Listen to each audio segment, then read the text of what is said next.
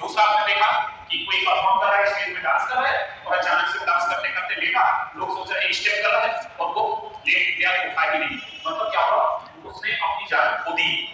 तो आज इस स्टेज से मैं आप सबको बता रहा हूं, आप सबको आता है, मैं सिखाने नहीं आया, मैं आज सिर्फ आपके साथ शेयर करने आया हूं कि हम इसको कैसे बेहतर तरीके से कर सकते हैं और किसी की जान बचाने में हेल्प कर सकते हैं।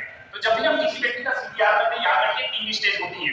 पहला, या तो बंदा उसका हार्ट चल नहीं रहा हो, उसकी पल्स चल नहीं रही हो, मतलब एक तो हार्ट हो गया, दूसरा उसकी ब्रीथिंग, ठीक है, इसको कहते हैं इस पूरे प्रोसेस को सीपीआर, कार्डियो पल्मोनरी रिसस्टिकेशन। कार्डियो मतलब हार्ट, पल्मोनरी मतलब लंग्स और रिसस्टिकेशन मतलब उसको पुनर्जीवित करना। हम किसी को मानते कब है कि मर गया, जब उसका हार्ट नहीं चल रहा होगा, उसके लंग्स नहीं चल रहे होंगे, तो मान लेते हैं कि उसकी डेथ हो चुकी है, ठीक है।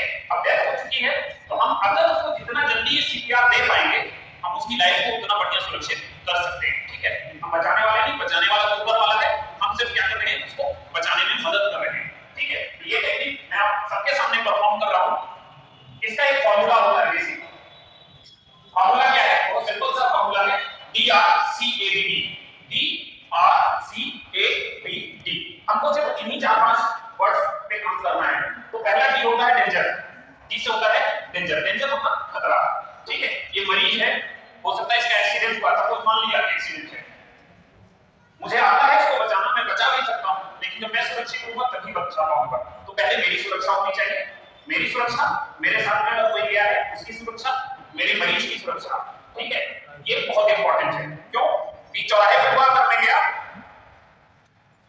उधर से दूसरा वाहन आया, मैं भी शिकार हो सकता हूं। तो इसलिए सबसे पहले अपनी सुरक्षा, अपने मरीज की सुरक्षा, कोई साथ में गया है उसकी सुरक्षा, ये है डी फॉर डेंजर। फिर आता है आर फॉर रिस्पांस। रिस्पांस कैसे चेक करते हैं किसी व्यक्ति को, अब सपोज दैट हमने कहा कि कोई व्यक्ति मर गया है तो हम उसको सीपीआर देंगे, चेस्ट कंप्रेशन कर सकते हैं, आपने देखा, ठीक है।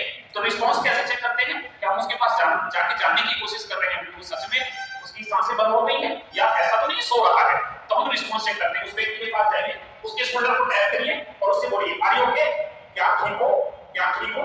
जब आप इस तरीके से बोलते हैं तो दोनों काम किया आपने, ठीक है। रिस्पांस चेक किया, मतलब कि वो अगर सो रहा होगा तो आपको रिप्लाई करने का, हाँ भाई सब ठीक हूं, नहीं है तो हमने समझ लिया कि उसमें रिस्पांस नहीं है। सेम टाइम में जब हम झुके तो हमने उसके चेस्ट की तरफ, हमारी आंखों ने क्या किया, चेस्ट की तरफ देखा, तो चेस्ट में क्या दिखाई देता है, रेस्पिरेशन, सांसें चल रही है कि नहीं। अगर किसी व्यक्ति की सांसें चल रही होती है, चेस्ट अप डाउन होता है। तो हमने सेम टाइम में दो चीजें देख ली, आर से रिस्पांस और आर से रेस्पिरेशन। अब जब हमने रेस्पिरेशन चेक कर लिया, पता चला कि उस व्यक्ति का रेस्पिरेशन नहीं चल रहा है, तो हम चलते हैं सी की तरफ। डी हो गया, आर हो गया, अब आया सी फॉर सर्कुलेशन। सर्कुलेशन मतलब हार्ट का चलना।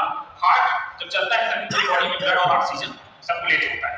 तो अब हमको सी को कैसे देख लेना है कि सी मतलब पल्स। सर्कुलेशन कैसे मिलेगा, पल्स, किसी की पल्स चल रही, नाड़ी चल रही, तो हम मान लेते हैं कि उसका पल्स चल रहा है, ठीक है, मतलब हार्ट चल रहा है। तो हम उसके गर्दन में, आपके गर्दन में भी दोनों तरफ एक कैरोटीड आर्टरी है, अगर आप हाथ लगाएंगे आपको इसे वाइब्रेट करती हुई फील होगी, ठीक है। तो दोनों में से किसी एक आर्टरी के ऊपर उंगली रख के हम क्या कर सकते हैं, उसको फील कर सकते हैं। अब हमने क्या किया, उसको चेक कर लिया गर्दन में। अब अगर ये चल रही है तो हमको सीपीआर देने की जरूरत नहीं है, इसका मतलब उसका हार्ट चल रहा है, हमको उसको हॉस्पिटल पहुंचाना है, ठीक है। अब हमने चेक किया नहीं चल रही, तो हम क्या करेंगे, आगे की प्रोसेस चेस्ट कंप्रेशन पे आ गए। चेस्ट कंप्रेशन करना है उसका, तो चेस्ट कंप्रेशन कहां करते हैं, पहली जगह बात तो हो गई, फुल हार्ड एंड फास्ट, पूरी क्षमता के साथ करना है, ठीक है, पूरी गहराई तक करना है, ठीक है। अब कहां पे करना है उसकी बात आती है, प्लेस। तो दोनों निपल्स, बोथ निपल्स, किसी भी व्यक्ति के बोथ निपल्स, ठीक है, जो ब्रेस्ट ग्लैंड्स हैं, दोनों ब्रेस्ट ग्लैंड से एक लाइन हमने ड्रॉ कर ली, खींच लिया, माना कि हमने खींचा, उसका जो सेंटर पॉइंट होता है उस जगह पे हमको हाथ रखना है, ठीक है। तो ये हो गया क्या, प्लेस। अब कितना गहराई दबाना है, तो कम से कम 2 इंच, कितना, 2 इंच या 5 सेंटीमीटर हमको उस जगह पे हाथ रखना है, ठीक है। फिर उसके बाद कितना करना है, 30 बार चेस्ट कंप्रेशन और 2 ब्रीथिंग। 30:2 का रेशियो होता है, 30 बार चेस्ट कंप्रेशन, 2 बार ब्रीथिंग, 30 बार चेस्ट कंप्रेशन, 2 बार ब्रीथिंग, ऐसे 5 टाइम करना है। 30 बार हमने किया, 2 बार सांसें ली, फिर 30 बार किया, फिर 2 बार सांसें ली, ठीक है। तो ये हो गया कितना, रेशियो हो गया, ठीक है। अब 30 टाइम चेस्ट कंप्रेशन में करके बताता हूं आपको। सो इसके लिए हमको क्या करना है, एक हाथ कोई सा भी आप बायां दायां हाथ आगे ले सकते हैं, इसको लिया, दूसरे हाथ को इसके साथ इस तरीके से लॉक किया, ठीक है, सेंटर पॉइंट पे रखा। याद रखिए कि जब भी हम दे रहे हैं कि हमारे हाथ यहां से झुकना नहीं चाहिए, स्ट्रेट होना चाहिए, इस तरीके से लॉक किया और फिर अपने कमर से ऊपर का सारा वजन उसके अंदर ट्रांसमिट करना है, तभी जाके 2 इंच की गहराई तक आप जा सकते हैं, ठीक है। सो ये किया, now this process start 1 2 3 4 5 6 7 8 9 10 11 12 13 14 15।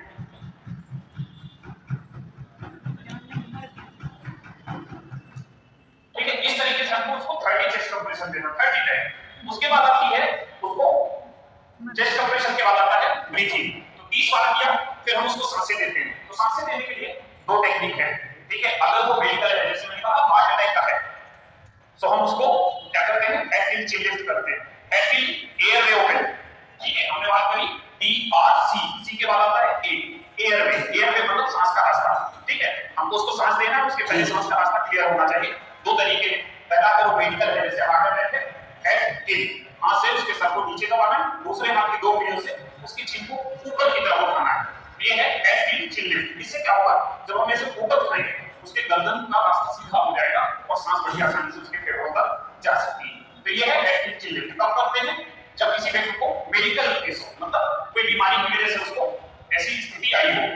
Jaw thrust क्या करते हैं, दूसरी कंडीशन में हम उसके सर की तरफ जाते हैं, इस तरीके से उसको पकड़ते हैं ताकि उसकी गर्दन में सर्वाइकल इंजरी ना, उसके सर की तरफ पकड़ते हैं, ओके, दोनों उंगलियों से उसकी चिन को ऊपर की तरफ उठाते हैं और एक ब्रीथिंग 1 सेकंड और second breathing after 6 second, 6 second बाद दूसरी ब्रीथिंग। 6 सेकंड क्यों, क्योंकि हम सांस भी ऐसे लेते हैं, एक सांस ली, फिर थोड़ा वेट करते हैं, बाहर निकलती, फिर दूसरी सांस आती है। तो हमको मरीज को ऐसे देना है, एक ब्रीथिंग दी और उसके बाद सेकंड ब्रीथिंग दी।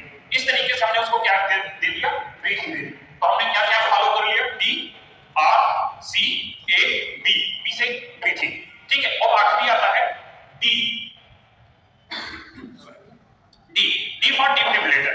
डिफिब्रिलेटर आपने देखा होगा, कई बार टीवी में तो देखा ही होगा, शॉक मशीन होती है।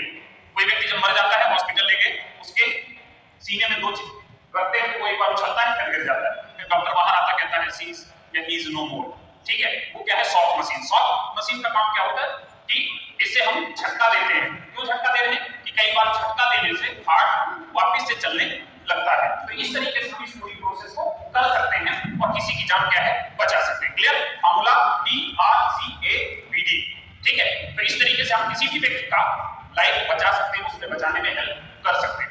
Thank you.